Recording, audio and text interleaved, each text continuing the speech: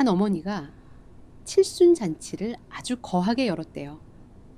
모든 친척들 앞에서 아들이 사준 이 별장에서 호강한다며 아들 칭찬을 입이 마르도록 했답니다. 그런데 정작 그 모든 걸 자기 돈으로 감당해온 며느리는 그 모습을 그저 말없이 지켜만 보고 있었던 거죠. 그 식탁에서 벌어진 이야기가 참 기가 막히더군요. 새벽 5시 30분, 알람이 차에 울리기도 전에 혜진은 두 눈을 떴다. 애정을 다해 하루를 맞이하기 때문이 아니었다. 오랜 시간 층층이 쌓여 굳어버린 물때처럼 자신을 짓누르는 삶의 무게가 습관이라는 이름으로 그녀의 눈을 강제로 뜨게 만들었다. 혜진은 자리에서 일어나기 전 잠시 천장을 올려다 보았다. 붙박이장 위쪽으로 길게 뻗은 얇은 균열. 작년 겨울 위층에서 물이 샜을 때 생긴 흔적이었다. 당장 사람을 불러 보수할 수도 있었지만 그녀는 그대로 두었다. 마치 그 갈라진 틈이 겉으로는 멀쩡해 보이는 이 집에, 그리고 자신의 결혼 생활의 실체를 정직하게 보여주는 것 같았기 때문이다. 그녀는 어둠 속에서 조심스럽게 발을 내디뎠다.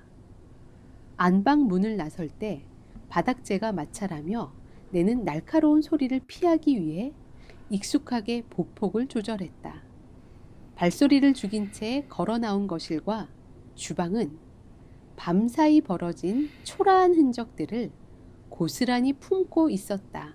식탁 위에는 기름기가 말라붙은 배달 음식 용기와 빈 맥주 캔들이 아무렇게나 널브러져 있었다. 쓰레기통이 불과 반 걸음 거리에 있었지만 남편 현우는 언제나 자신이 먹은 흔적을 식탁 위에 전시하듯 남겨두었다. 혜진은 감정의 동요 없이 용기들을 포개어 쓰레기통에 던져 넣고 캔을 분리수거함에 챙겨 넣었다.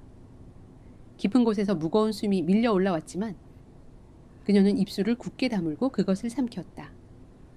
주방 창밖으로 아직 어둑한 강남의 아파트 단지가 보였다. 혜진은 싱크대에 기대어 차가운 생수를 마시며 안방 쪽을 응시했다. 그곳에는 듬직했던 건설 현장 소장이라는 과거의 영광에 갇혀 3년째 단 하루도 출근하지 않은 남자가 누워 있었다. 밤늦도록 암호화폐 투자 영상이나 유튜브 허세 방송을 보다가 잠드는 남자. 자신이 여전히 거대한 프로젝트를 조율하는 중요한 인물이라고 스스로를 기만하는 남자. 그것이 혜진이 매일 아침 마주하는 남편 현우의 실체였다. 휴대전화 화면이 밝아지며 짧은 진동이 울렸다. 카드사에서 온 결제 알림 문자가 화면에 떠올랐다. 일시불 150만 원. 결제처 유명 홍삼 백화점 본점. 숫자를 확인하는 순간 혜진의 차가운 눈동자가 미세하게 흔들렸다. 3년간 수입이 전무한 남편이 그녀의 가족 카드로 새벽에 온라인 결제를 한 것이 분명했다. 혜진은 가구 전문 기업의 재무이사였다. 숫자는 그녀에게 있어 거짓말을 하지 않는 유일한 진실이었다. 그녀의 머릿속에서 즉각적으로 계산이 돌아갔다. 불과 이틀 전 현우는 혜진의 차를 몰고 나갔다가 주차장 기둥에 사이드 미러를 부딪혀 박살을 냈다. 그러고는 수리비 60만 원을 혜진의 몫으로 남겨둔 채 핑계만 늘어놓았다. 차가 망가진 것에는 변명으로 일관하던 남자가 150만 원이라는 거금을 단숨에 긁어버린 것이다. 안방 문이 열리고 헝클어진 머리의 현우가 하품을 하며 걸어 나왔다. 그는 부지런한 가장의 흉내를 내듯 어깨를 펴며 식탁으로 다가왔다. 혜진은 차가운 눈빛으로 그를 응시했다. 어제 늦게 잤나 봐요. 어디서 그렇게 큰 돈을 쓴 건가요? 혜진의 목소리는 높지 않았지만 상대의 폐부를 찌르는 듯한 날카로움이 묻어 있었다. 현우는 시선을 피하며 헛기침을 했다. 뒷머리를 긁적이는 그의 손끝에는 당황한 기색이 역력했다. 아, 그거 다음 달이 어머니 칠순이잖아.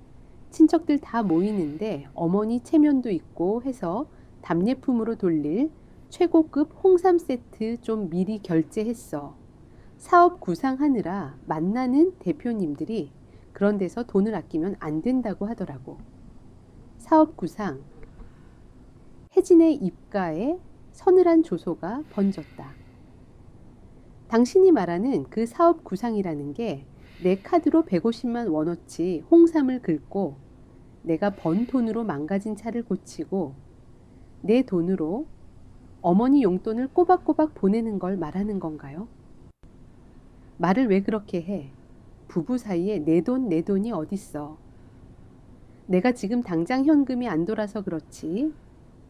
이번 프로젝트만 성사되면 그깟 돈 몇 배로 갚아줄 테니까 그만 좀 쪼아대. 현우는 억눌린 자존심을 방어하듯 목소리에 힘을 주었지만 혜진은 그 빈약한 변명에 대꾸할 가치조차 느끼지 못했다. 그녀는 휴대전화를 챙겨 들고 말없이 현관으로 향했다.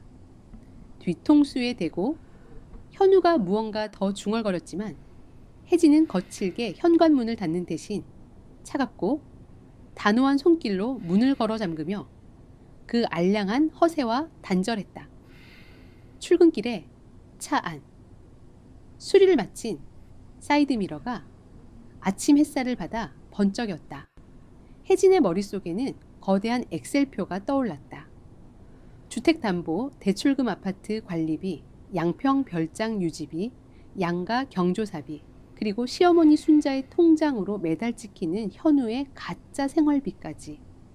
그 표의 수입란에 현우가 기여한 숫자는 지난 3년간 정확히 0이었다. 그녀는 두 개의 삶을 살고 있었다.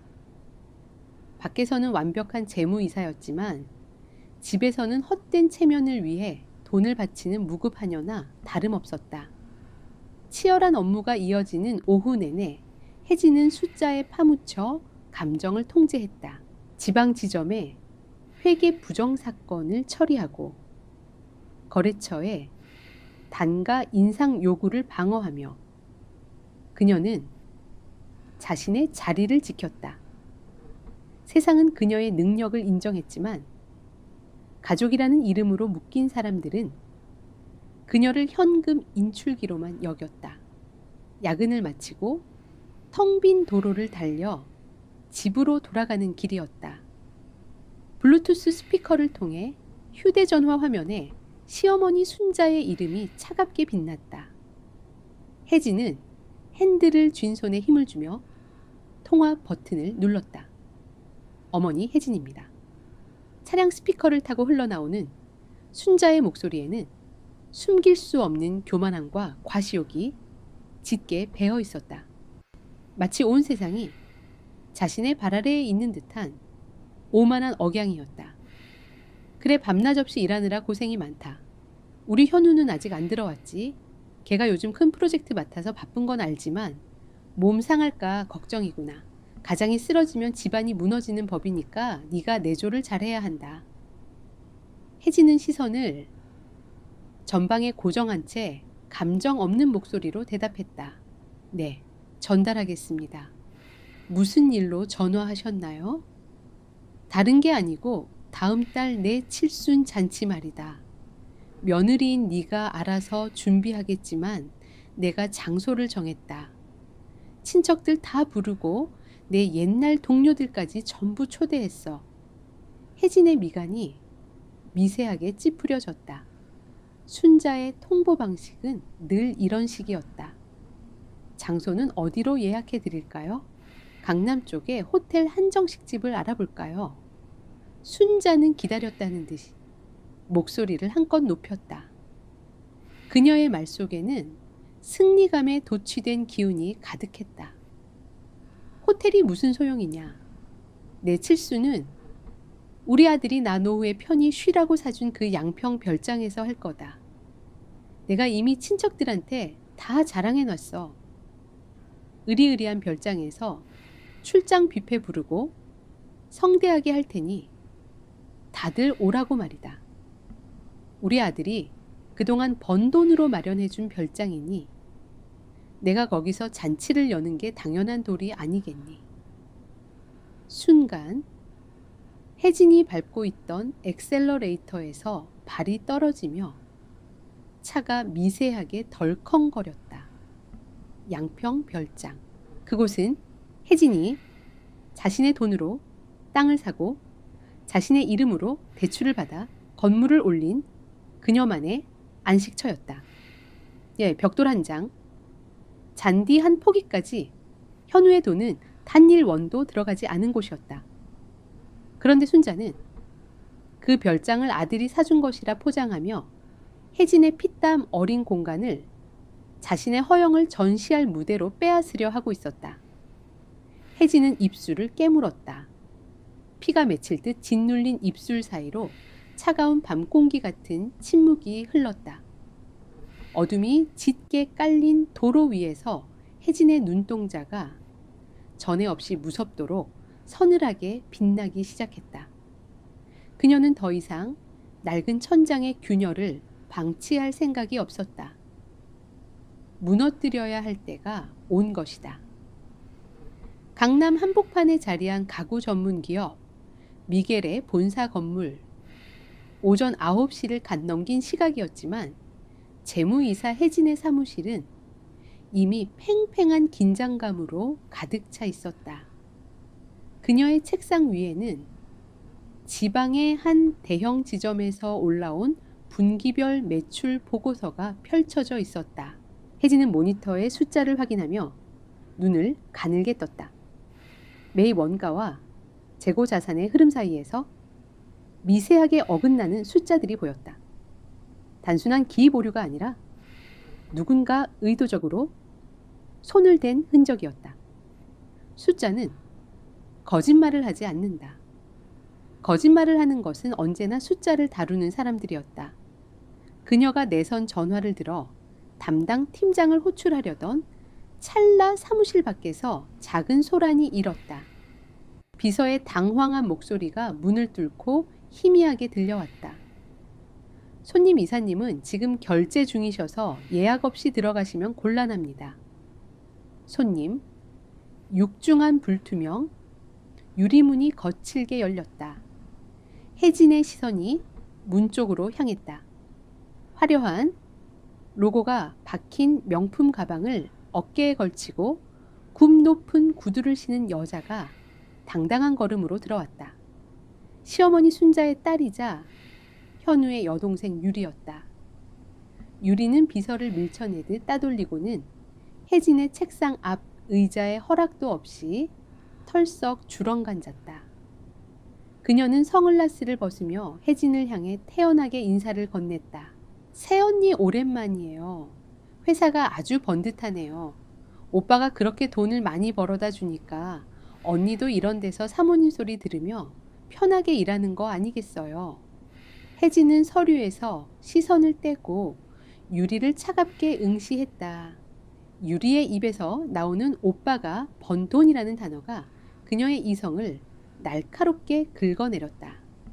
혜진은 비서에게 눈짓으로 나가보라는 신호를 보낸 뒤 의자 등받이에 몸을 기댔다.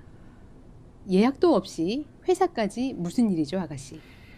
중요한 업무 중이라 긴 이야기할 시간 없습니다.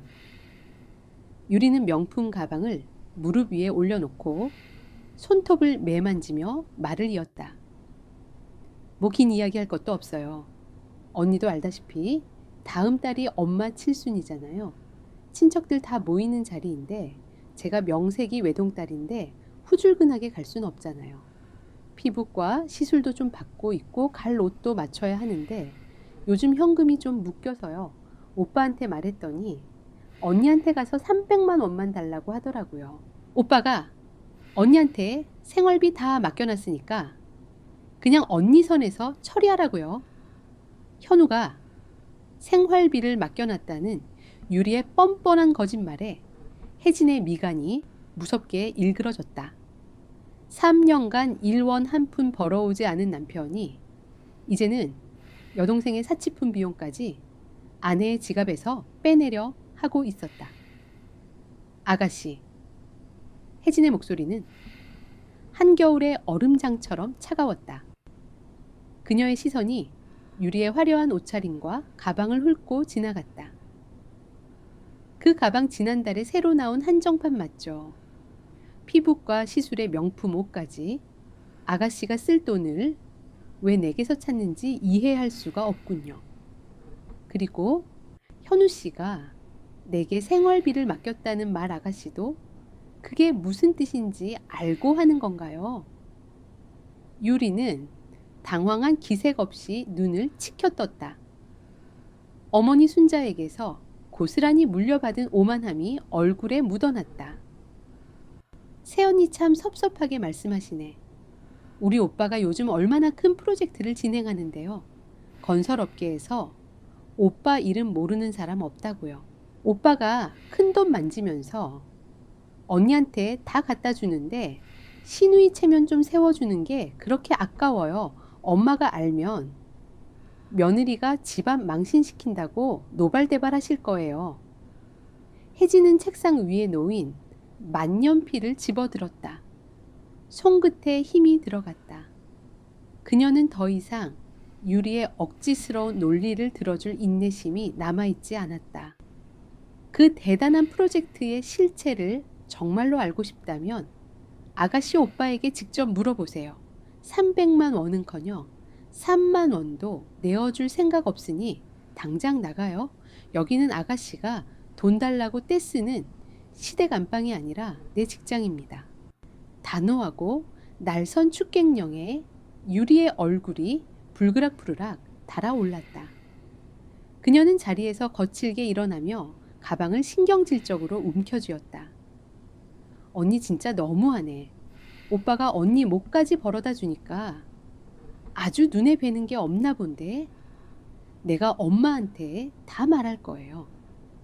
우리 오빠 돈으로 호강하면서 시댁 식구들 무시한다고 유리는 하이힐 굽 소리를 요란하게 내며 사무실을 빠져나갔다.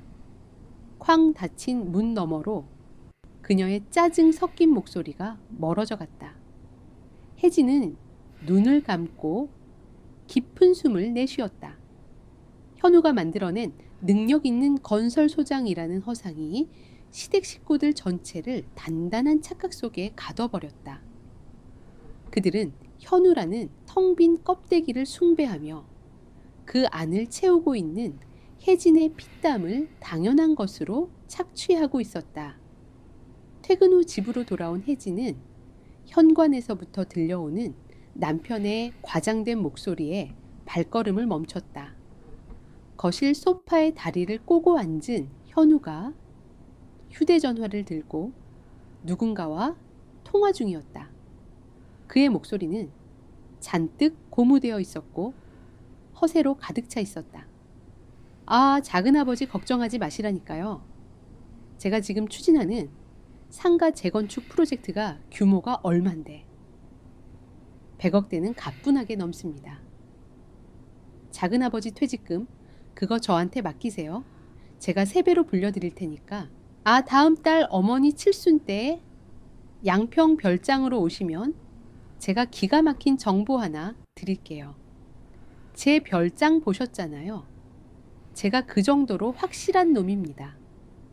자신의 피땀으로 지은 양평 별장을 미끼로 친척의 돈까지 끌어들이려는 현우의 작태에 혜진의 뱃속 깊은 곳에서부터 뜨거운 분노가 치밀어 올랐다. 그녀는 겉옷을 벗지도 않은 채 거실로 걸어 들어갔다. 통화를 마치고 득의양양한 표정으로 뒤를 돌아보던 현우가 혜진과 눈이 마주쳤다. 그는 움찔하며 휴대전화를 황급히 소파 위로 던졌다. 왔어. 오늘 늦었네. 혜진은 아무 말 없이 현우가 앉아있던 소파 쪽으로 다가갔다. 소파 테이블 위에는 그가 던져놓은 우편물 몇 개가 어지럽게 흩어져 있었다. 그중 가장 위에 놓인 봉투 하나가 혜진의 시선을 강하게 끌어당겼다. 시중은행 채무상환 독촉장. 발신인은 명백했고 수신인은 도현우였다. 혜진은 봉투를 집어들어 안의 내용을 꺼냈다. 1,500만 원, 마이너스 통장에 한도를 꽉 채워 쓰고도 연체가 지속되어 압류가 진행될 수 있다는 섬뜩한 경고문이었다. 이게 뭐죠? 혜진의 목소리는 너무도 낮고 차분해서 오히려 더 큰 공포를 자아냈다. 현우는 서둘러 자리에서 일어나며 혜진의 손에서 종이를 빼앗으려 했다. 아, 그거. 신경 쓰지 마. 이번 프로젝트 시작하기 전에 품위 유지비로 조금 당겨 쓴 거야. 다음 달에 투자금 들어오면 한 방에 갚을 수 있어. 남자가 큰일 하려면 빚도 좀 지고 하는 거지. 혜진은 손을 피하며 종이를 자신의 품으로 거두었다. 그녀의 시선이 현우의 흔들리는 눈동자에 꽂혔다. 품위 유지비 친척들 상대로 사기극을 벌이면서 100억대 프로젝트를 운운하는 그 품위 말인가요? 낮에는 아가씨가 회사로 찾아와 내게 300만 원을 요구하더니 밤에는 당신의 연체 독촉장을 보게 되네요. 유리가 거기까지 갔어. 걔는 왜 쓸데없이 나서고 난리야. 내가 알아서 한다니까. 현우는 목소리를 높이며 변명하려 했지만 혜진은 더 이상 듣고 싶지 않다는 듯 고개를 돌렸다. 어머니 칠순잔치 양평 별장에서 하신다고 들었어요. 당신이 사준 별장이라면서요. 현우의 어깨가 눈에 띄게 움츠러들었다. 그는 변명을 찾지 못하고 입술만 달싹였다. 당신과 당신 가족들이 만들어낸 그 끔찍한 연극 언제까지 계속될 줄 알았나요? 내가 언제까지 입을 다물고 당신의 그 초라한 자존심을 지켜줄 거라 생각했습니까? 혜진은 독촉장을 갈기갈기 찢어 현우의 발밑에 던졌다. 찢겨진 종이 조각들이 허공을 날아 바닥에 흩뿌려졌다. 명심해요. 다음 달 칠순 잔치, 그날이 당신이 쌓아 올린 그 허황된 모래성이 무너지는 날이 될 테니까. 혜진은 현우를 거실에 남겨둔 채 안방으로 들어가 버렸다. 무거운 침묵이 내려앉은 거실에서 현우는 바닥에 널브러진 종이 조각들을 멍하니 내려다볼 뿐이었다.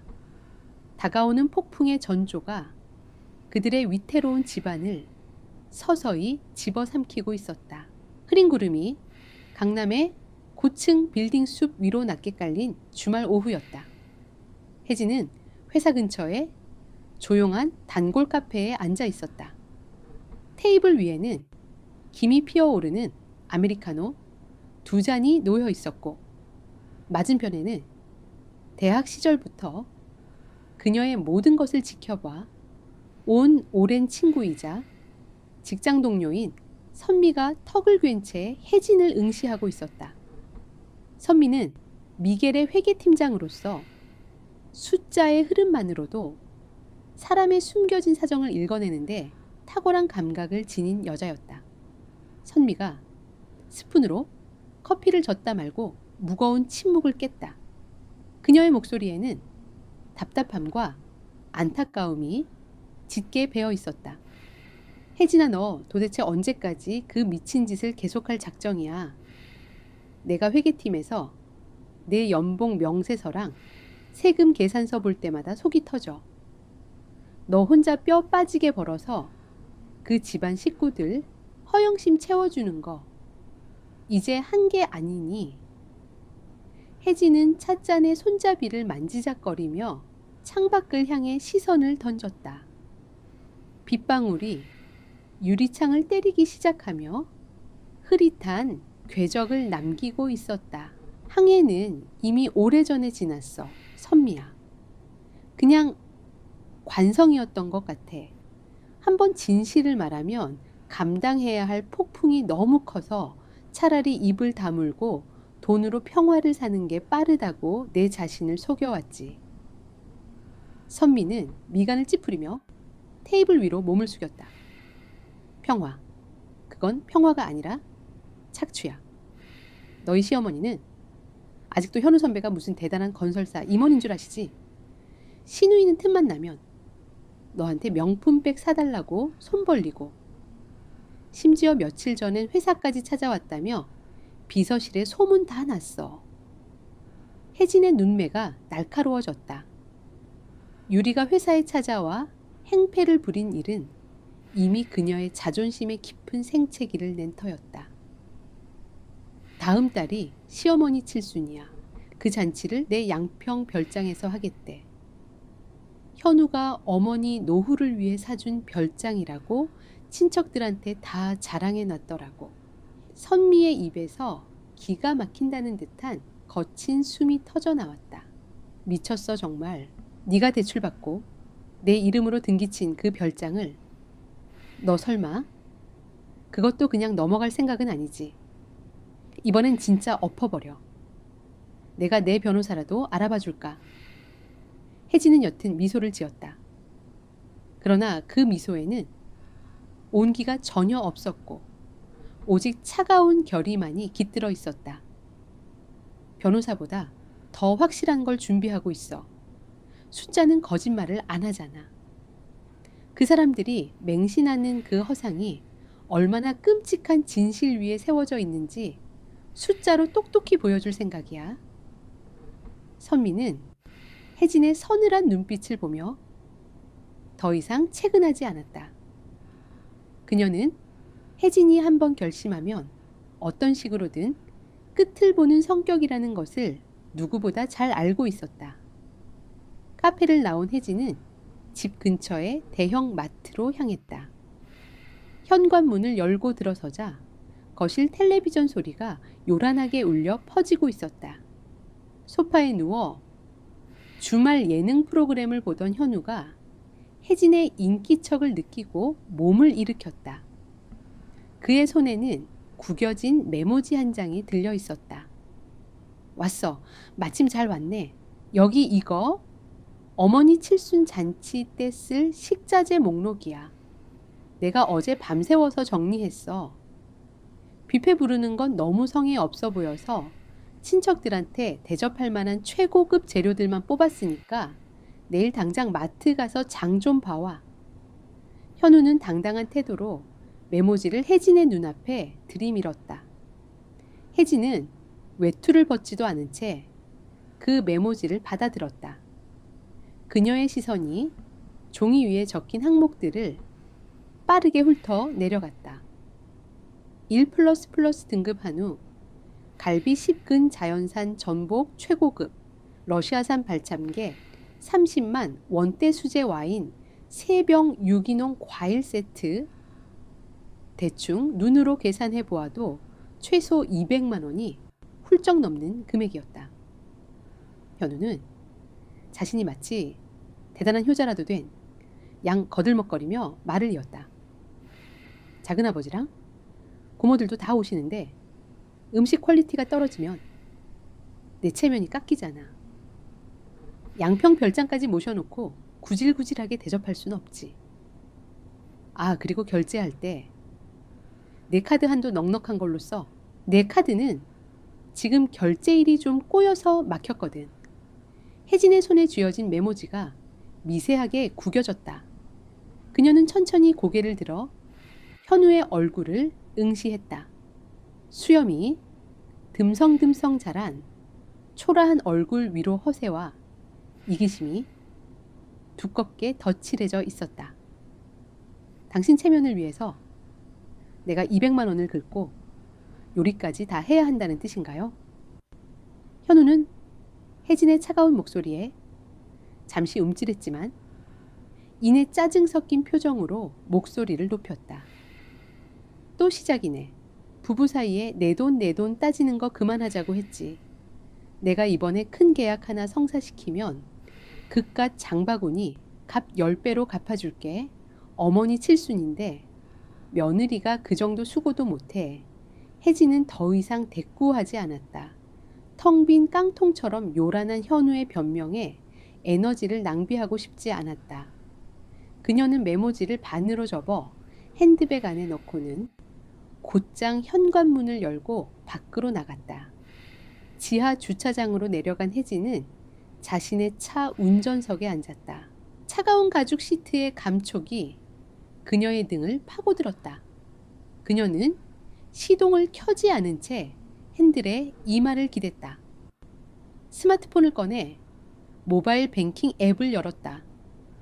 지난 3년간의 거래 내역을 다운로드하여 엑셀 파일로 변환했다. 노트북 화면 위로 빼곡한 숫자와 날짜들이 정렬되었다. 시어머니 용돈 매달 100만 원, 시누이 유리 명품 가방 할부금 대납, 현우 차량 할부금 및 수리비, 오늘 현우가 요구한 200만 원짜리 장보기 비용의 예상 청구액, 그리고 남편 현우의 수입난 0원, 화면을 가득 채운 적자 투성이의 숫자들을 응시하던 혜진의 눈동자가 차갑게 가라앉았다. 그녀는 룸미러를 통해 자신의 얼굴을 바라보았다. 창백하지만 단호한 얼굴이었다. 오랫동안 무의미하게 유지해온 평화라는 이름의 김항흑. 현우의 허세 순자에 오만 유리의 사치. 이 모든 것들이 자신의 피와 땀을 양분 삼아 자라난 괴물이라는 사실을 그녀는 직시했다. 이 역겨운 가족 소꿉장난 이제 끝낼 때가 됐어. 혜진의 입술 사이로 흘러나온 혼잣말이 차가운 차 안의 공기를 갈랐다. 그녀는 스마트폰에 엑셀 파일을 프린터로 전송하고 조수석에 놓인 서류 가방에 양평 별장에 등기부등본 원본을 챙겨 넣었다. 다가오는 주말 그녀는 폭풍의 눈이 되어 그들의 허황된 모래성을 완전히 짚부수기로 결심했다. 엔진이 낮고 강렬한 소리를 내며 차가운 주차장을 울리기 시작했다. 칠순잔치를 하루 앞둔 금요일 오후, 양평의 하늘은 눈 시리도록 푸르고 맑았지만 혜진의 마음속은 차가운 폭풍을 품은 채 고요히 가라앉아 있었다. 그녀는 강남의 사무실에서 반차를 내고 홀로 양평 별장으로 향했다. 차 트렁크에는 현우가 적어준 허영심 가득한 식자재 목록 대신 혜진이 직접 고른 소박하지만 정갈한 음식 재료들과 그녀의 서류 가방이 실려 있었다. 비포장 도로를 지나산 중턱에 자리 잡은 2층짜리 전원주택이 모습을 드러냈다. 혜진이 차에서 내려 건물을 올려다 보았다. 짙은 회색 화벽돌과 커다란 통유리창, 그리고 정갈하게 다듬어진 넓은 잔디 마당. 이 공간의 설계도면부터 마당에 심긴 작은 소나무, 한 그룹까지 모든 것이 혜진의 손길과 자본으로 완성된 곳이었다. 대출금을 갚기 위해 그녀가 매달 얼마나 많은 야근과 스트레스를 견뎌냈는지 이 별장의 벽돌들은 알고 있을 터였다. 현관의 도어록을 열고 들어서자 오랫동안 비워둔 집 특유의 서늘한 공기가 혜진을 맞이했다. 그녀는 거실 한가운데 서서 공간을 찬찬히 둘러보았다. 이 벽, 이 바닥, 이 가구들, 그 어느 것에도 현우의 이름은 새겨져 있지 않았다. 그러나 내일이면 시어머니 순자는 이 공간을 가리키며 아들의 능력을 찬양하고 며느리인 혜진을 깎아내릴 것이 뻔했다. 2시간쯤 지났을까? 마당에 자갈이 짓눌리는 거친 마찰음이 울렸다. 현우였다. 혜진의 차를 몰고 온 그는 조수석에 자신의 낡은 골프백을 싣고 나타났다. 차에서 내린 현우는 마당을 힐끗 둘러보며 마치 자신이 이 대저택의 주인이라도 된 양 거들먹거렸다. 아, 공기 좋다. 역시 내 안목은 틀리지 않았어. 이런데 별장 하나쯤은 있어야 가오가 살지. 그는 현관문을 열고 들어오자마자 소파에 길게 드러누웠다. 먼 길을 운전해 온 아내에 대한 안부나 식자재 준비에 대한 질문은 없었다. 혜진아, 내일 아침 일찍 어머니랑 친척들 도착하실 텐데 준비는 다 됐어. 아, 그리고 2층에 제일 큰 방 있지? 거기 안방 말이야. 거기는 내일 어머니랑 고모님 쓰시게 싹 치워놔. 그 방에서 내다보는 경치가 제일 좋으니까. 주방에서 채소를 다듬고 있던 혜진의 손이 멈칫했다.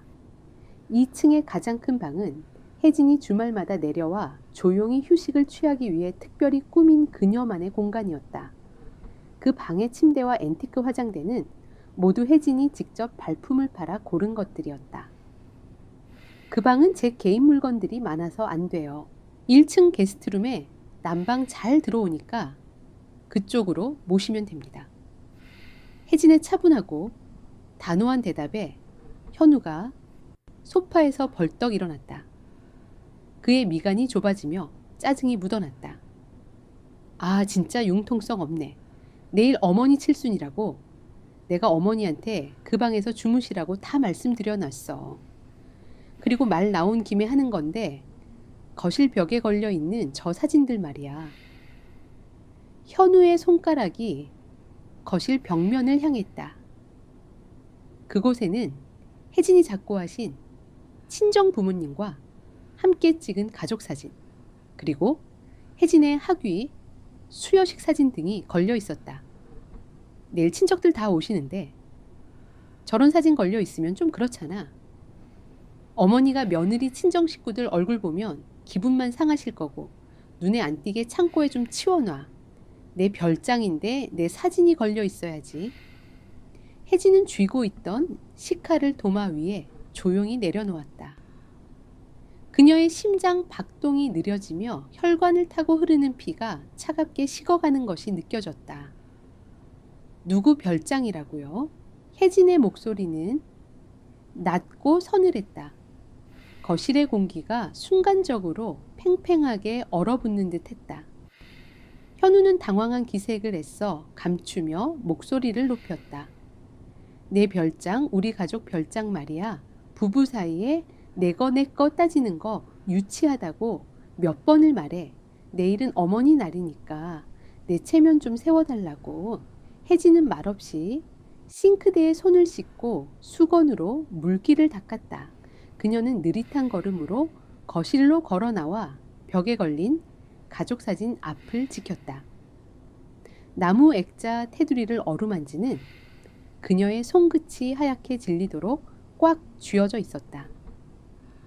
이 별장의 명의는 지혜진 단독입니다. 대출금의 이자일 원까지 내 통장에서 나갔고 당신은 이 집에 벽돌 한 장 보탠 적 없어요? 혜진은 고개를 돌려 현우를 직시했다. 그녀의 눈동자는 더 이상 참아주는 아내의 것이 아니었다. 모든 진실을 집행하려는 심판관의 눈빛이었다. 사진은 단 한 장도 치우지 않을 겁니다. 2층 방도 내어줄 생각 없어요. 당신 어머니가 주무실 곳은 1층 게스트룸입니다. 불만이 있다면 당신 돈으로 근처 호텔을 잡으시든가요. 너 지금 말 다 했어. 시어머니 칠순잔치 앞두고 이렇게까지 이기적으로 굴어야겠어. 현우가 위협적으로 한 발짝 다가섰지만 혜진은 눈썹 하나 까딱하지 않았다. 그녀는 액자에서 손을 떼고 현우의 멱살을 쥐듯 매서운 눈빛으로 그를 쏘아보았다. 이기적인 건 당신과 당신 가족들이지. 내일 당신 어머니와 친척들이 도착하면 그 대단한 현우 씨의 별장을 마음껏 즐기시라고 해. 하지만 이 집의 진짜 주인이 누구인지, 그들이 믿고 있는 허상이 얼마나 끔찍한 거짓인지 내일 이 자리에서 똑똑히 확인하게 될 테니까. 현우의 얼굴이 분노와 당혹감으로 일그러졌다. 그는 무언가 반박하려 입을 열었지만 혜진의 압도적인 기세에 눌려 헛바람만 내뱉을 뿐이었다. 그는 분을 이기지 못하고 거친 숨을 몰아쉬다 욕설을 내뱉으며 마당으로 나가버렸다. 텅 빈 거실. 혜진은 액자 속 친정 부모님의 얼굴을 가만히 올려다보았다. 그녀의 손가락이 액자 모서리를 꽉 쥐었다. 손톱 밑으로 피가 배어 나올 듯한 강한 압력이었지만 그녀는 고통을 느끼지 못했다. 오히려 그 통증이 그녀의 이성을 더욱 날카롭게 벼려주고 있었다. 사진은 그대로 거실 정중앙에 남았다. 혜진은 서류 가방에서 양평 별장의 등기부등본과 3년간의 지출 내역이 정리된 엑셀 출력물을 꺼내어 거실 테이블 한가운데에 올려두었다. 내일 탐욕스러운 불청객들이 몰려들었을 때 가장 먼저 그들의 눈에 띄게 될 진실의 무기였다. 거실 창밖으로 서서히 어둠이 깔리고 있었다. 폭풍을 잉태한 밤이 깊어가고 있었다. 토요일 아침, 양평에 맑은 공기를 가르고 시끌벅적한 자동차 엔진 소리와 요란한 말소리가 별장 앞마당을 침범했다. 창밖을 내다보던 혜진의 두 눈이 서늘하게 가라앉았다. 두 대의 승합차에서 꾸역꾸역 내리는 사람들은 시어머니 순자와 시누이 유리 고모 영숙을 비롯한 시댁 친척 무리였다. 그들의 얼굴에는 하나같이 남의 집을 평가하러 온 듯한 얄팍한 호기심과 거드름이 잔뜩 묻어 있었다. 어머 이게 우리 현우가 샀다는 그 별장이야. 공기 맑은 거 봐라. 아주 터가 기가 막히네. 고모 영숙의 과장된 목소리가 마당을 쩌렁쩌렁 울렸다.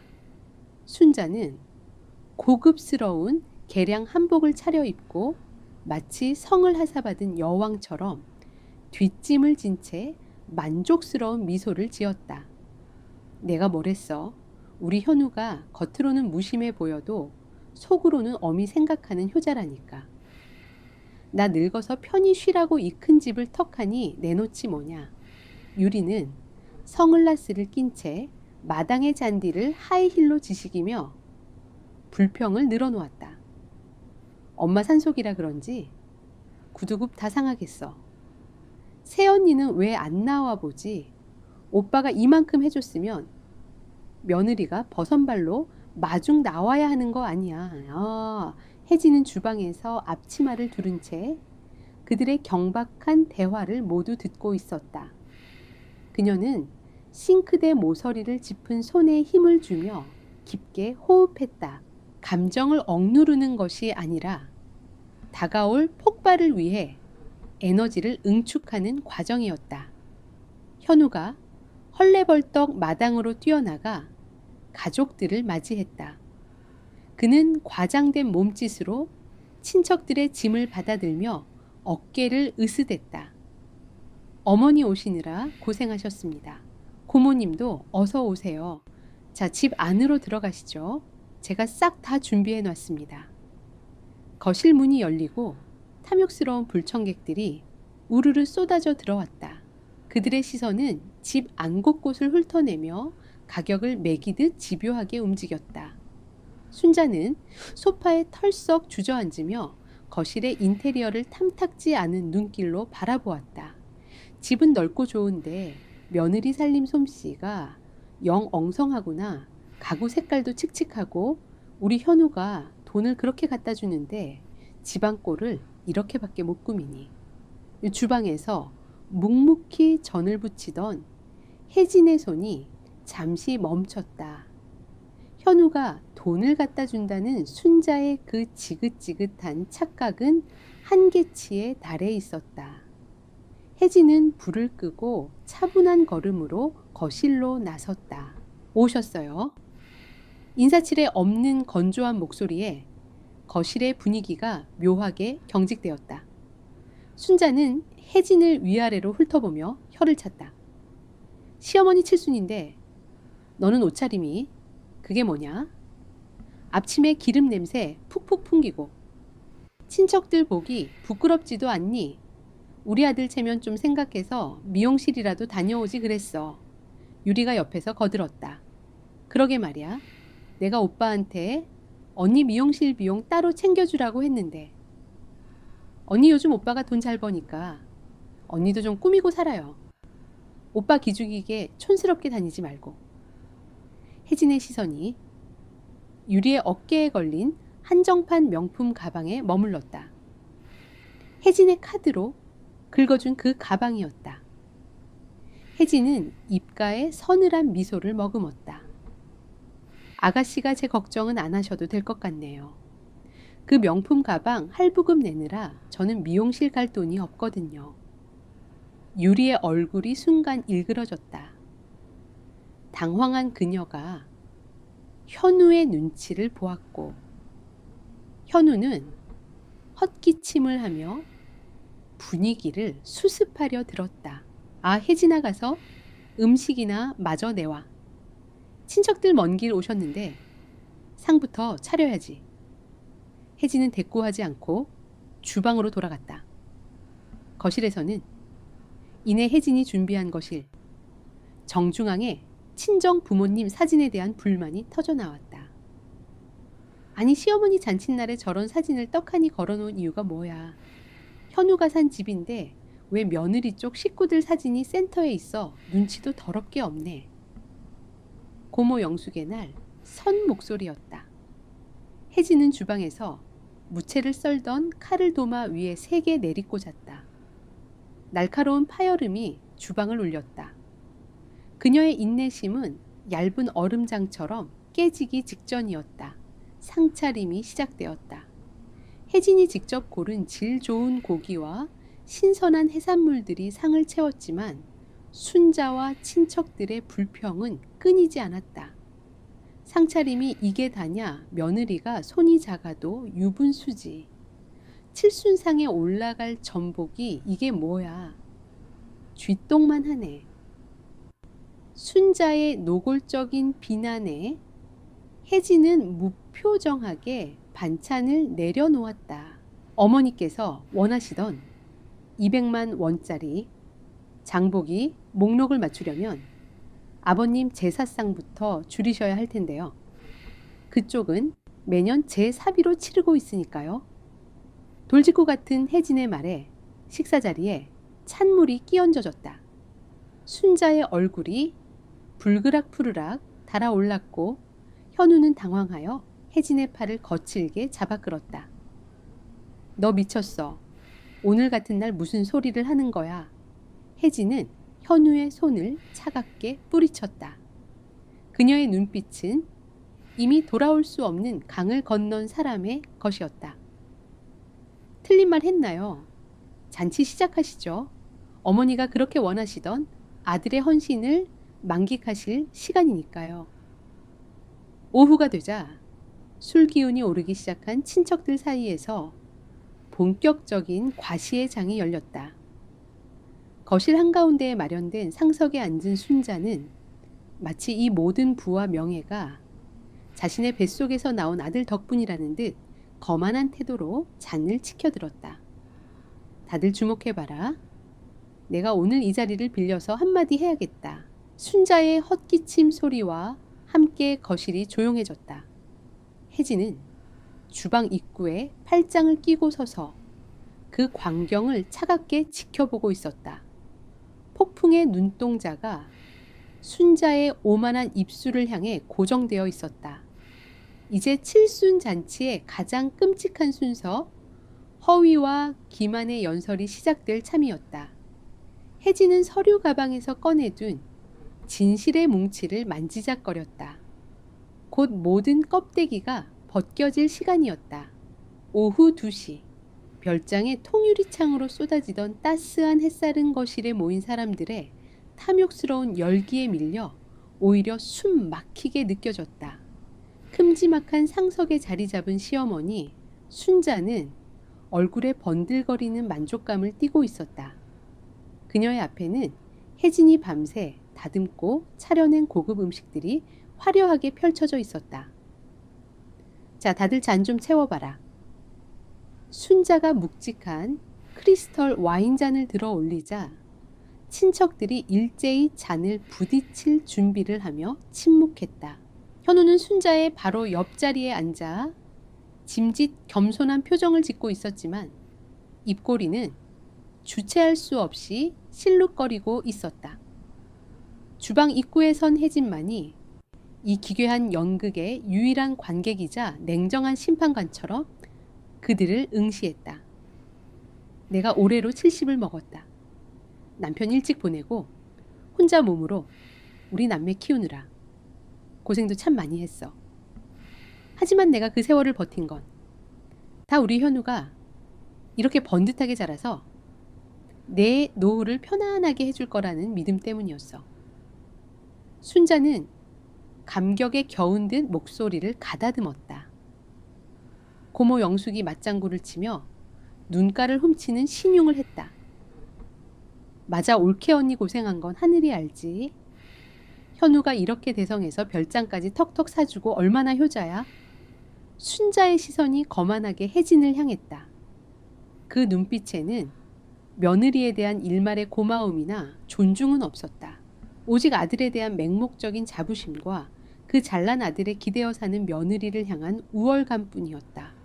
요즘 세상에 남자 혼자 벌어서 집안 건사하는 게 어디 쉬운 일이냐. 그런데 우리 아들은 건설소장으로 그렇게 큰 프로젝트들을 맡아서 하면서도 애미 칠순이라고 이 비싼 양평 별장까지 내놓고 게다가 며느리 돈 걱정 없이 편하게 일하라고 생활비까지 넉넉하게 갖다 주니 내가 아들 하나는 정말 기가 막히게 낳았지. 혜진의 손이 차가운 대리석 조리대를 움켜쥐었다. 생활비를 넉넉하게 갖다 줘. 3년간 통장에 단일 원도 찍히지 않은 현우의 이름이 혜진의 머릿속을 맴돌았다. 순자는 이제 완전히 승리감에 도취되어 목소리를 한껏 높였다. 이 별장의 기둥 하나, 마당의 잔디 한 포기까지 전부 우리 현우의 땀방울이고 우리 아들의 피 같은 돈이다. 돈 버느라 고생하는 우리 아들과 그 아들 덕분에 편하게 호강하며 사는 며느리 혜진이를 위해서 다 같이 건배하자꾸나. 건배 현우 장하다. 친척들의 우렁찬 환호와 함께 와인잔이 부딪히는 소리가 거실을 가득 채웠다. 시누이 유리는 와인을 들이켜며 혜진을 향해 비열한 조소를 흘렸다. 마치 네가 아무리 잘나봐야 우리 오빠 그늘 아래에 있는 기생수일 뿐이라고 말하는 듯한 표정이었다. 그때였다. 혜진은 손에 들고 있던 붉은 와인잔을 바닥을 향해 거침없이 내던졌다. 날카롭고 폭력적인 파열음이 별장 거실을 찢어발겼다. 산산조각난 유리 파편들이 사방으로 튀었고 핏빛 와인이 고급스러운 대리석 바닥을 흉측하게 적셨다. 환호성이 거짓말처럼 멈췄다. 잔을 들고 있던 사람들의 동작이 일시 정지 버튼을 누른 듯 굳어버렸다. 거실에는 오직 와인이 대리석 바닥으로 뚝뚝 떨어지는 소리만이 섬뜩하게 울렸다. 너 지금 뭐 하는 짓이냐? 순자가 충격과 분노로 일그러진 얼굴로 소리쳤다. 그녀의 목소리는 끝이 미세하게 떨리고 있었다. 혜진은 흩뿌려진 유리 파편을 밟으며 천천히 아주 천천히 거실 중앙으로 걸어 나왔다. 구두굽 아래에서 유리가 바스러지는 소리가 소름 끼치게 울려 퍼졌다. 그녀의 얼굴은 한치의 흔들림도 없이 냉혹했다. 어머니의 그 감동적인 연설 아주 잘 들었습니다. 그런데 대본이 처음부터 끝까지 완전히 잘못되었더군요. 혜진의 차가운 목소리가 얼어붙은 공기를 갈랐다. 현우는 사색이 된 얼굴로 자리에서 벌떡 일어났다. 여보, 너 미쳤어. 당장 치우고 어머니께 사과드려. 혜진은 현우를 벌레 보듯 차갑게 밀쳐냈다. 그리고 거실 테이블 위에 미리 준비해 두었던 두툼한 서류 가방을 집어들었다. 사과 내가 왜 사과를 해야 하죠? 당신 가족들이 3년 동안 내 피를 빨아먹으며 완성한 이 끔찍한 연극 무대를 박살낸 것 때문에요. 새언니, 지금 시어머니 잔치 망쳐놓고 뭐 하는 짓이에요? 유리가 앙칼지게 소리치며 나섰지만 혜진의 압도적인 기세에 눌려 섣불리 다가서지 못했다. 혜진은 서류 가방의 잠금 장치를 거칠게 풀었다. 그녀의 두 눈동자는 더 이상 가족의 평화를 위해 입을 닫던 순종적인 며느리의 것이 아니었다. 모든 기만과 착취를 처단하기 위해 칼을 빼든 완벽하고 차가운 심판관의 눈빛이었다. 그녀의 손에 쥐어진 서류 뭉치가 묵직한 존재감을 드러내고 있었다. 다가올 진실의 폭격에 거실에 모인 모든 이들의 숨통이 조여들기 시작했다. 별장 거실의 공기는 팽팽하게 당겨진 활시위처럼 금방이라도 끊어질 듯 위태로웠다. 산산조각난 와인잔의 파편이 혜진의 구두굽 아래에서 서걱거렸다.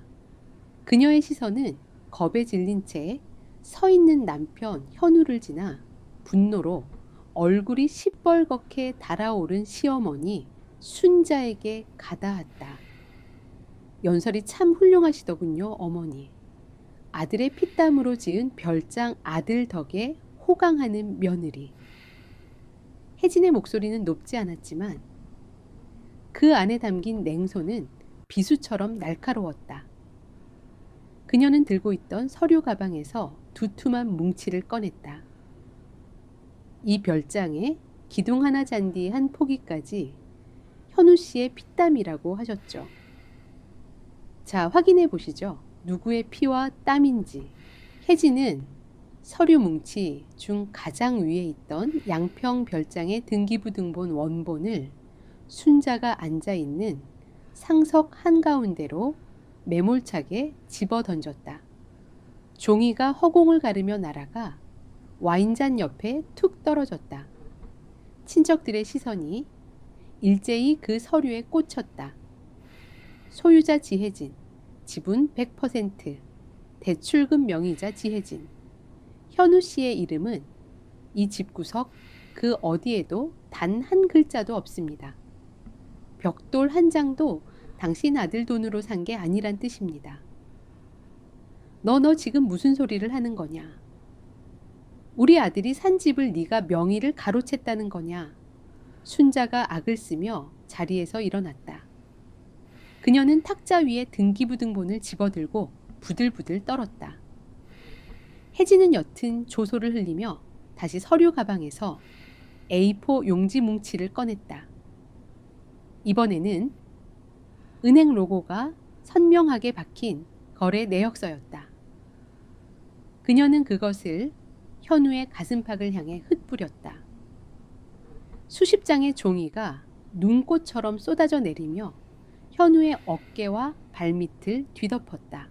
어머니 통장에 매달 꽂히던 용돈 100만 원, 아가씨가 오늘 메고 온 그 한정판 명품 가방 할부금 200만 원, 현우 씨가 며칠 전 기둥에 꼬라박은 차 수리비 60만 원 전부 제 계좌에서 나갔습니다. 거짓말 마라. 우리 아들이 건설소장으로 매달 갖다 주는 돈이 얼만데 그 잘난 건설소장. 혜진의 목소리가 처음으로 거실을 쩌렁쩌렁 울리며 폭발했다. 당신 아들 3년 전에 회사 망해서 백수된 지 오래입니다. 3년 동안 단일 원도 못 벌면서 매일같이 사업병에 걸려 허세나 부리고 친척들한테까지 사기쳐서 투자금 끌어모려던 텅 빈 껍데기라고요. 그녀의 입에서 튀어나온 3년이라는 단어의 거실 전체가 발칵 뒤집혔다. 고모 영숙이 입을 틀어막았고 유리의 눈이 놀란 토끼처럼 커졌다. 현우는 하얗게 질린 얼굴로 바닥에 떨어진 은행 내역서들을 허둥지둥 주워 담으려 했다. 혜진아, 제발 그만해. 내가 나중에 다 설명할게. 설명 마이너스 통장 꽉 채워서 1,500만 원 연체 독촉장 날아온 것도 설명할 건가.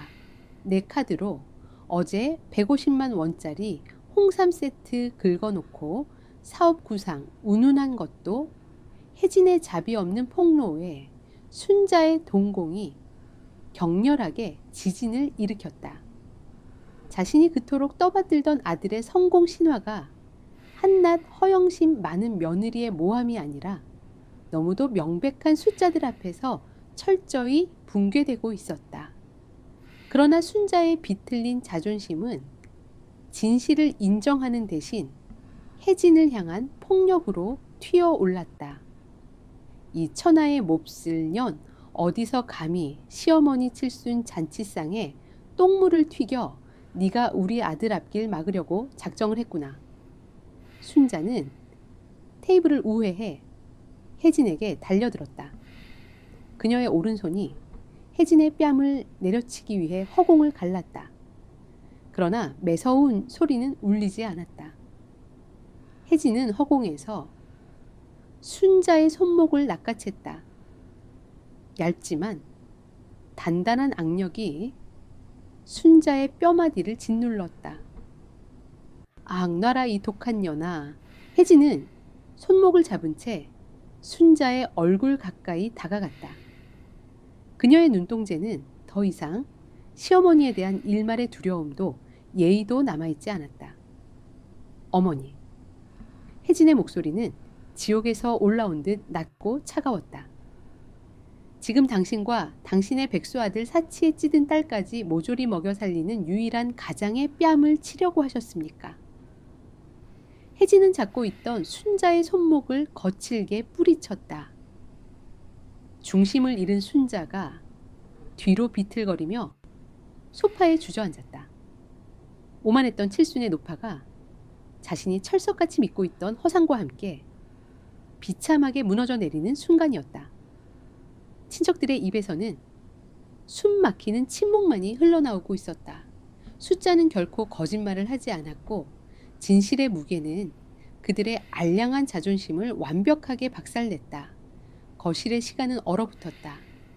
혜진에게 손목을 뿌리쳐진 순자가 소파에 힘없이 주저앉은 채 멍한 표정으로 허공을 응시했다. 자신이 굳게 믿어왔던 아들의 성공과 며느리의 헌신이라는 세계가 단 몇 분 만에 완벽한 폐허로 변해버린 현실을 그녀의 뇌는 받아들이지 못하고 있었다. 새언니, 어떻게 엄마한테 이럴 수가 있어? 이게 다 새언니가 우리 오빠 돈 꽁쳐놓고 엉뚱한 소리 하는 거잖아? 상황 파악이 안 된 신우이 유리가 날카로운 비명을 지르며 혜진에게 달려들었다. 그녀는 혜진의 머리채라도 잡아챌 기세로 손톱을 세우고 돌진했다. 혜진은 눈썹 하나 까딱하지 않았다. 그녀는 자신에게 달려드는 유리의 어깨를 가볍지만 정확하게 밀쳐냈다. 하이힐을 신은 유리는 중심을 잃고 비틀거리다 바닥에 흩어진 와인잔 파편 위로 엉덩방가를 찧었다. 유리 파편이 피부에 닿으며 자잘한 상처를 냈지만 유리는 그 아픔보다 자신의 치부가 드러난 충격에 입술만 파르르 떨었다. 아가씨. 혜진이 유리를 차갑게 내려다보며 말했다. 그 가방 할부금 이번 달부터는 어머니께 청구하세요. 당신 오빠 말고 진짜 돈 버는 사람한테요. 혜진의 말에 유리는 아무런 대꾸도 하지 못하고 바닥에 주저앉은 채 굳어버렸다. 고모 영숙은 상황이 걷잡을 수 없이 번지자 안절부절 못하며 눈치만 살피고 있었다. 그녀는 바닥에 떨어진 은행거래 내역서를 곁눈질로 훑어보다 혜진과 눈이 마주치자 화들짝 놀라며 고개를 돌렸다. 이게 다 무슨 일이냐. 현우야, 네가 직접 말해봐. 이게 다 사실이야. 모든 친척들의 시선이 이제 마지막 희망인 현우에게로 향했다. 그들은 아직도 혜진의 말이 악의적인 모함이기를 현우가 멋지게 모든 것을 반박하며 상황을 정리해 주기를 기대하고 있었다. 순자가 마지막 힘을 짜내 아들을 향해 애원했다. 현우야, 어서 아니라고 말해다오. 저 미친년이 네 앞길을 망치려고 거짓말을 하는 거라고. 어서. 현우는 하얗게 질린 얼굴로 입술을 달싹였다. 그러나 그의 입에서는 아무런 소리도 나오지 않았다.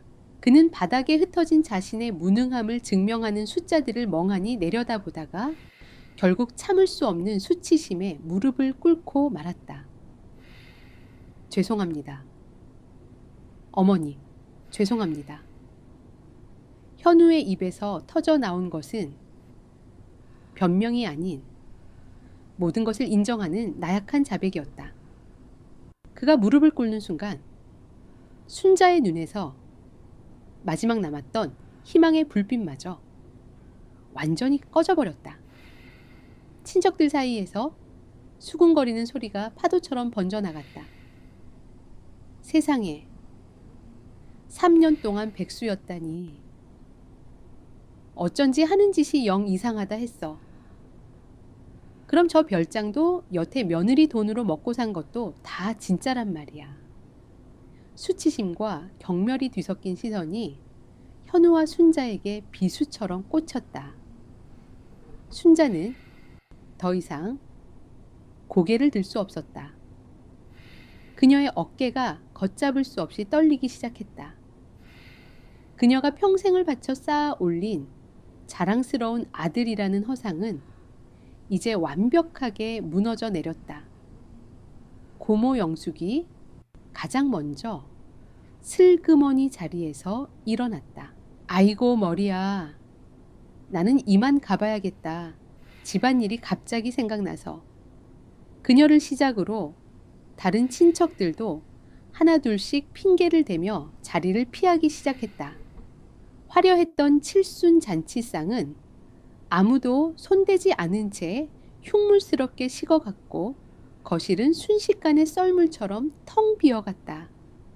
사람들은 떠나면서 혜진에게는 아무런 말도 걸지 않았지만 그들의 눈빛에는 경외와 두려움 그리고 일말의 동정심이 복잡하게 섞여 있었다.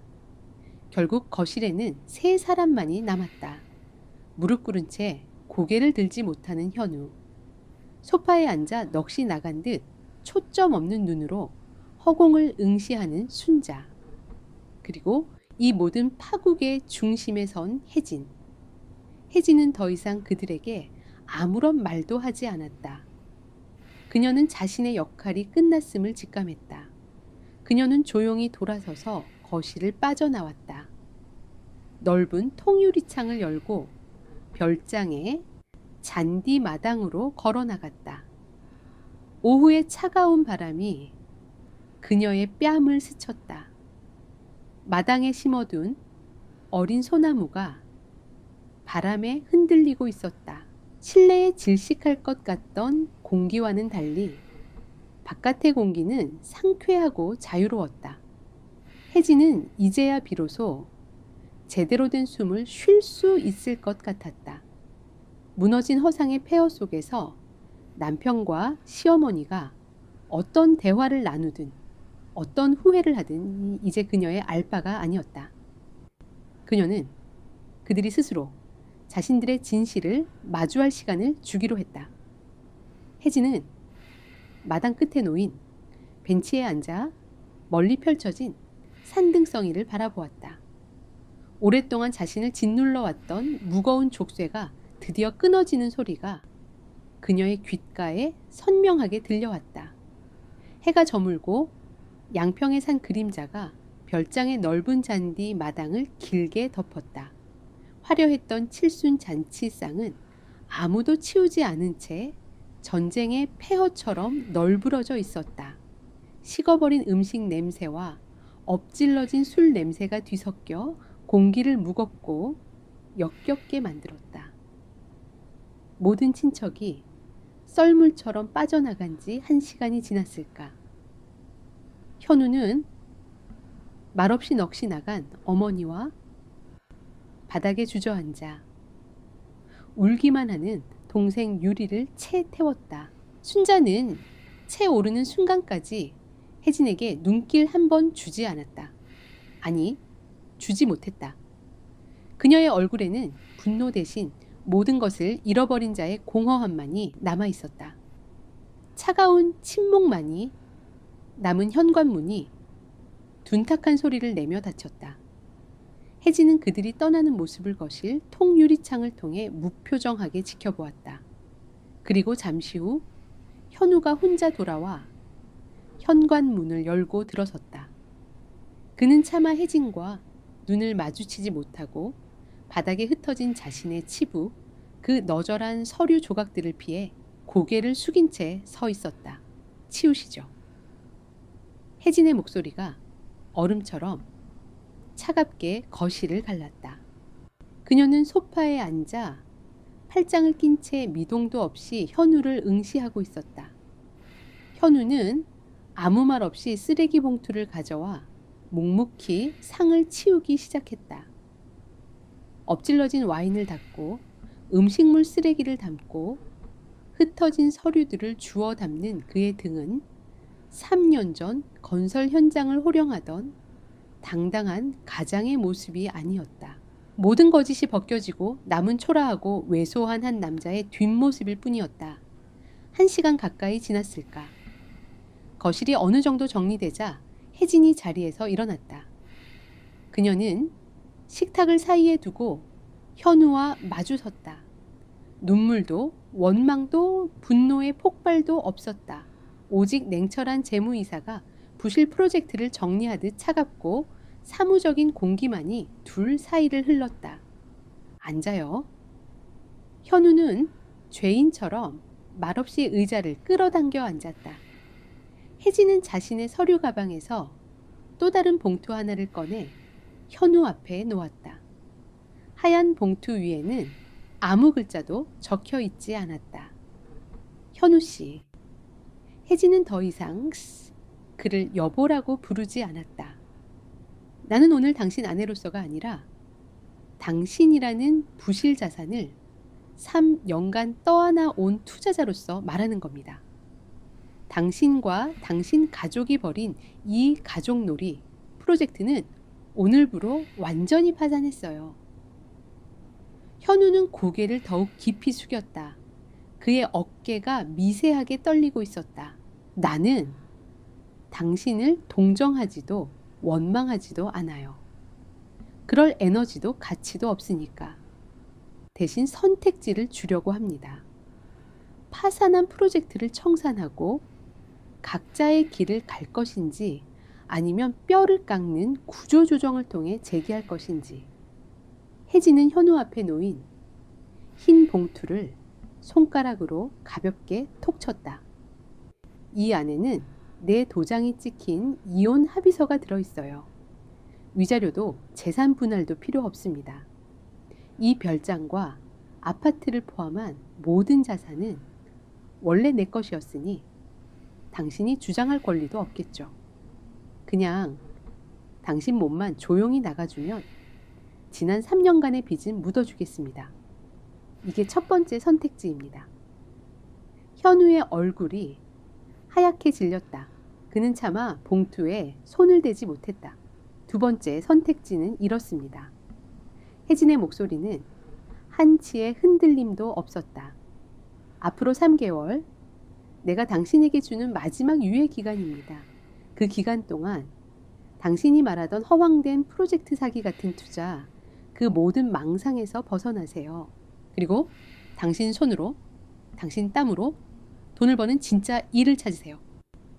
건설 현장, 인부든 배달이든 대리운전이든 상관없습니다.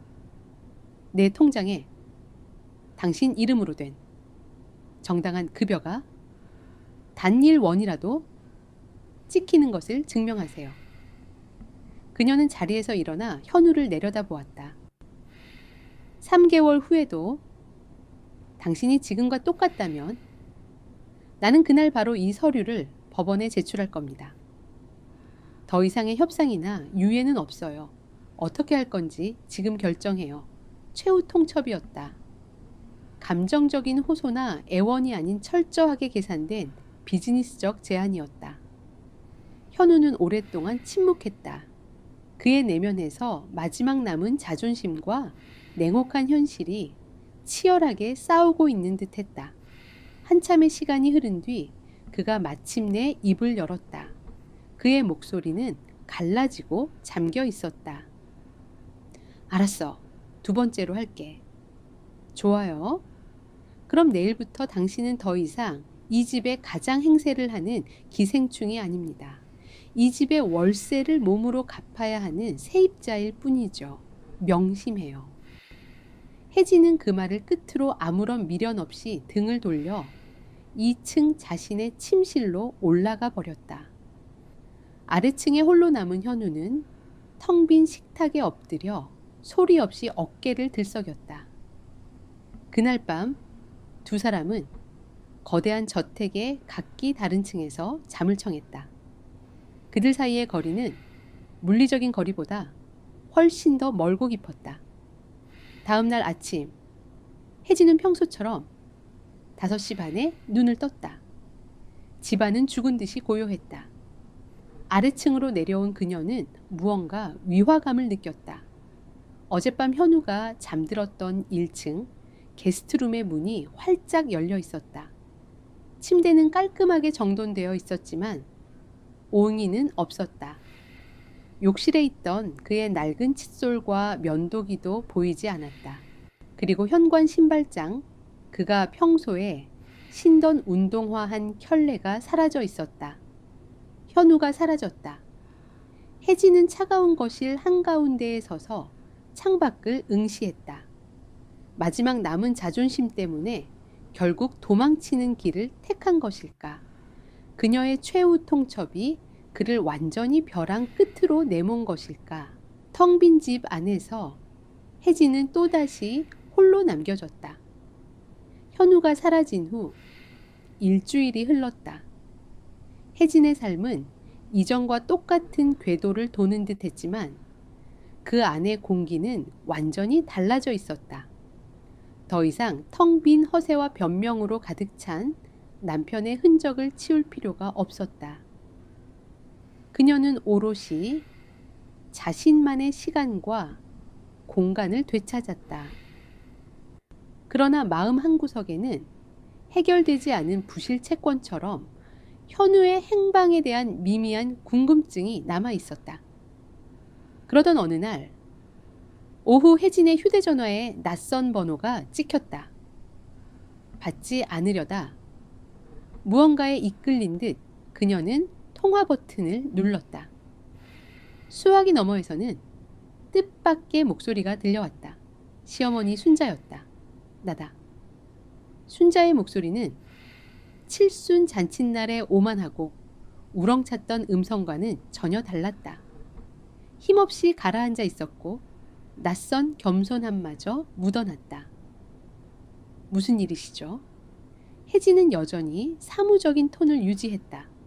수화기 너머로 순자의 깊은 한숨 소리가 들려왔다. 내가 잘못했다. 너한테. 그리고 현우한테도. 내가 내 아들을 망친 어미다.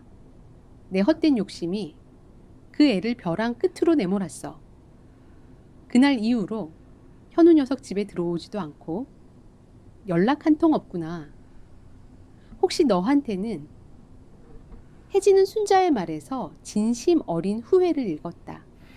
평생을 꼿꼿하게 세우고 살던 사람의 자존심이 완전히 무너져 내린 소리였다. 저한테도 연락 없으셨어요. 하지만 걱정 마세요. 어디 가서 객사할 사람은 아니니까. 그래, 내 말이 맞겠지. 내가 정말 미안했다. 진심이다. 전화는 그렇게 끊겼다. 혜진은 잠시 휴대전화를 내려다 보았다. 순자의 사과는 그녀의 마음을 흔들지 못했지만 현우에 대한 작은 실마리를 던져주었다. 그는 적어도 시댁으로 도망치지는 않은 것이다. 그로부터 다시 이 주일이 지났을 무렵 혜진은 주말을 이용해 양평 별장에 들렀다. 그날의 상흔을 지우고 앞으로 이 공간을 어떻게 할지 정리하기 위해서였다. 별장으로 향하는 길 그녀의 차는 우연히 대규모 아파트 신축 공사 현장 앞을 지나게 되었다. 거대한 타워 크레인이 쉴 새 없이 움직이고 흙먼지가 뿌옇게 날리는 소란스러운 곳이었다. 혜진은 무심코 그곳을 지나치려다 안전모를 쓴 인부들 사이에서 낯익은 실루엣을 발견하고 급히 차를 갓길에 세웠다. 그곳에 현우가 있었다. 안전조끼는 흙먼지로 더러워져 있었고 얼굴은 햇볕에 검게 그을려 있었다. 그는 다른 인부들과 함께 땀을 뻘뻘 흘리며 무거운 철근을 나르고 있었다. 한때 건설 현장을 호령하던 소장이 아니라 가장 밑바닥에서 몸으로 일하는 평범한 노동자의 모습이었다. 혜진은 차 안에서 한참 동안 그 모습을 지켜보았다. 잠시 후 휴식 시간을 알리는 사이렌이 울리자 현우는 땅바닥에 주저앉아 헬멧을 벗었다. 그는 수건으로 이마에 땀을 닦아내고는 동료가 건네는 믹스커피 한 잔을 받아들었다. 그가 커피를 마시는 모습은 고단해 보였지만 지난 3년간 소파에 누워 허세를 부리던 그의 얼굴에서는 결코 볼 수 없었던 어떤 생기가 느껴졌다. 그는 살아있었다. 자신의 두 발로 땅을 딛고 자신의 땀으로 하루를 살아가고 있었다. 혜진은 조용히 차를 돌려 별장으로 향했다. 그녀는 현우에게 아는 척을 하지 않았다. 그것은 그녀가 던져준 마지막 기회를 현우가 스스로의 힘으로 증명해내는 과정이었기 때문이다. 그리고 마침내 혜진이 최후 통첩을 보낸 지 꼭 3개월이 되던 날, 그녀의 휴대전화에 은행 앱 알림이 떴다. 도현우님으로부터 235만 7천 원이 입금되었습니다. 혜진은 자신의 사무실 의자에 앉아 한참 동안 그 숫자를 들여다보았다. 액수는 그녀의 연봉에 비하면 터무니없이 작았다. 하지만 그 숫자는 지난 3년간 현우의 이름 옆에 찍혀있던 0과는 비교할 수 없는 무게와 가치를 지니고 있었다. 그것은 한 남자가 자신의 무너진 자존심을 딛고 다시 일어서서 흘린 첫 땀의 결실이었다. 혜진은 자신의 노트북을 열어 3년간 빼곡히 채워왔던 가계부 엑셀 파일을 열었다. 그녀는 남편 수입 항목을 찾아 마우스를 클릭했다. 그리고 오랫동안 비어있던 그 칸에 그녀는 담담하게 새로운 숫자를 입력했다. 235만 7천 숫자를 입력하는 순간 혜진의 입가에 아주 옅은 미소가 번졌다. 그것은 모든 것이 해결되었다는 안도의 미소도 사랑이 되살아났다는 낭만적인 미소도 아니었다. 부실 자산이 마침내 첫 수익을 내기 시작했을 때 유능한 투자자가 짓는 그런 종류의 만족스러운 미소였다. 그녀는 창밖을 내다보았다. 강남의 빌딩 숲 위로 따스한 봄 햇살이 쏟아지고 있었다. 그녀의 결혼 생활을 오랫동안 짓눌러 왔던 낡은 천장의 균열은 어쩌면 이제 막 메워지기 시작한 것인지도 몰랐다. 두 사람의 미래가 어떻게 될지는 아무도 알 수 없었다. 다시 예전처럼 돌아갈 수도 아니면 결국 각자의 길을 가게 될 수도 있었다. 그러나 한 가지는 분명했다. 그들은 더 이상 거짓과 허영으로 지어진 모래성 위에서 살지 않을 것이다. 진실이라는 단단한 땅 위에서 그들의 진짜 이야기는 이제 막 첫걸음을 뗀 참이었다.